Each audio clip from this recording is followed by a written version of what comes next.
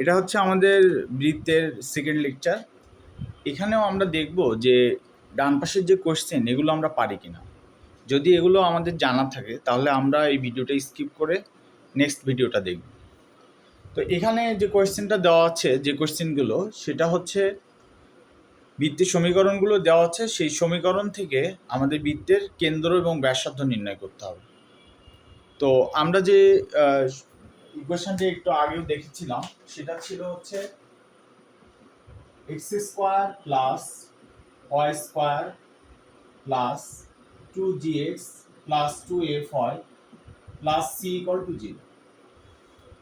তো এখানে এই বৃত্তের কেন্দ্র হচ্ছে, কেন্দ্রের স্থানাঙ্ক হচ্ছে মাইনাস জি মাইনাস এফ, আর ব্যাসার্ধ নির্ণয়ের সূত্র হচ্ছে ব্যাসার্ধ আর equal to G square F square minus C. তো আমরা প্রথমেই দেখে নিই যে আমাদের জি এফ এবং সি কিভাবে বের করতে হবে, অথবা মাইনাস জি মাইনাস এফ এটা কিভাবে বের করতে হবে। তো আমরা 1 নম্বর ইকুয়েশনটা আগে লিখি। এখানে ছিল হচ্ছে x square plus y square plus 6x plus 4y plus 2 equal to 0। তো সলিউশনটা হচ্ছে যে প্রথমে আমরা জি কিভাবে বের করতে হবে আর এফ কিভাবে বের করতে হবে সেটা দেখি। এখানে দেখো এক্স এর সহগটা হচ্ছে 6, সাইন যদি মাইনাস থাকে সেটা সহ নিতে হবে। তাহলে আমরা এক্স এর সহগটা লিখলাম, তারপর ওয়াই এর সহগটা নিতে হবে। ওয়াই এর সহগটা হচ্ছে 4, এটাকে 2 দিয়ে ডিভাইড করতে হবে। এটাকে 2 দিয়ে ডিভাইড করলে আমরা পাই হচ্ছে 3, আর এখানে 4 কে 2 দিয়ে ডিভাইড করলে আমরা পাই 2। তাহলে জি এবং এফ বের করা সহজতম উপায় হচ্ছে এক্স এর সহগ এবং ওয়াই এর সহগকে 2 দিয়ে যদি আমরা ডিভাইড করি তাহলে জি আর এফ এর মানটা আমরা পেয়ে যাব। আর ধ্রুবক পদটা হবে, এইটা হবে হচ্ছে সি। যদি কোনো ধ্রুবক পদ না থাকে তাহলে সি ইকুয়াল টু 0 ধরতে হবে। তো এখানে সি এর ভ্যালু হচ্ছে 2।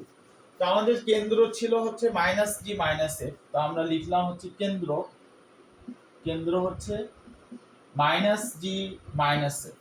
তাহলে এখানে লিখবো -3 -2। আর ব্যাসার্ধ নির্ণয়ের জন্য আমাদের সূত্র শিখেছে আর equal to √g square F square minus C.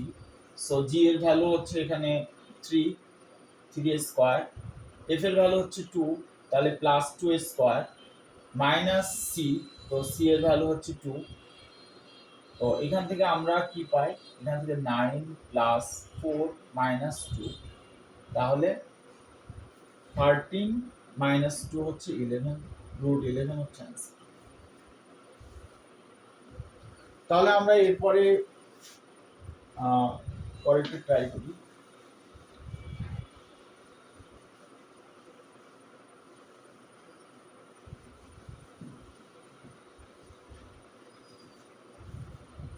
তো 2 নম্বরটা সেম, এটাও তোমরা বাসায় ট্রাই করে দেখতে পারো। এটা আমরা লিখে দিলাম। আমরা 3 নম্বরটা করি। তো 3 নম্বরটাই দেখো এখানে দেওয়া আছে হচ্ছে 5x square plus 5y square plus 20x plus 30y plus 2 equal to 0। তো এখানে একটা কন্ডিশন হচ্ছে x স্কয়ারের সহগ অন হতে হবে, 5 হলে হবে না, কারণ আমাদের যে স্ট্যান্ডার্ড ইকুয়েশন সেটা ছিল x square plus y square plus 2gx plus 2fy plus c equal to 0।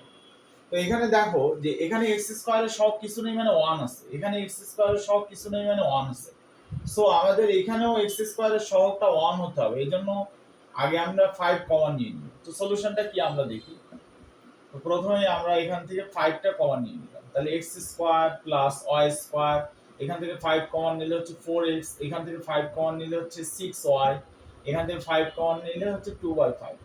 2/5 কেন, আসলে কমন নেওয়া মানে ডিভাইড করা, তো 2 কে 5 দিয়ে ডিভাইড করলে হয় 2/5।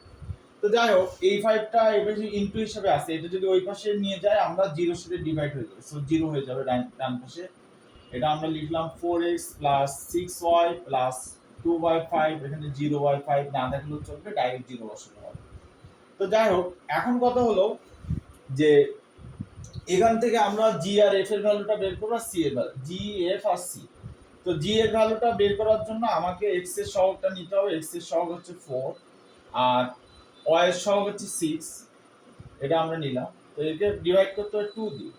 2 দিয়ে ডিভাইড করলে আমরা পাই 2, এখানে 6 কে 2 দিয়ে ডিভাইড করলে আমরা পাই 3, তাহলে আর সি হচ্ছে কনস্ট্যান্ট টার্ম, এটা হচ্ছে আমাদের সি। সো সি এর ভ্যালু হচ্ছে 5। তো আমরা বলছিলাম কেন্দ্র হবে মাইনাস জি মাইনাস এ, জি এফ না, মাইনাস জি মাইনাস এ।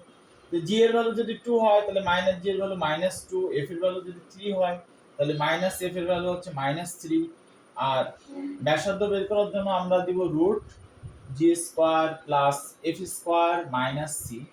সো এখানে আমরা জি এর ভ্যালু বসাবো হচ্ছে 2 স্কয়ার, এফ এর ভ্যালু বসাবো হচ্ছে +3 স্কয়ার মাইনাস সি, সি এর ভ্যালু হচ্ছে -2। এটা যদি আমরা ক্যালকুলেটরে বসিয়ে দিই তাহলে আমরা এক্সাক্ট অ্যান্সার পেয়ে যাবো। তো এখন 4 নম্বরের জন্য এখান থেকে তোমার 3 কমন নিয়ে নিতে হবে, 5 নম্বরের জন্য এখান থেকে 3 কমন নিয়ে নিতে হবে, 6 নম্বরটা একটু এক্সেপশনাল, 6টা আমি তোমাদেরকে করে দিচ্ছি।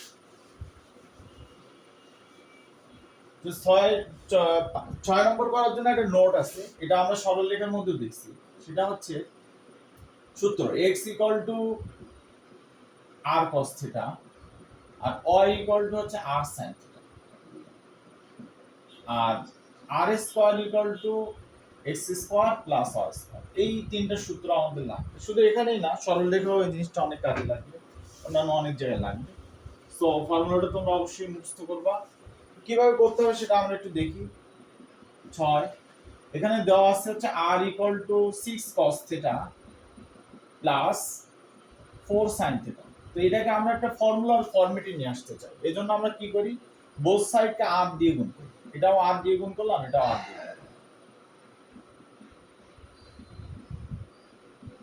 সো এটা দাঁড়ালো হচ্ছে r স্কয়ার, এখানে হলো 6r cos θ, এটা 4r sin θ।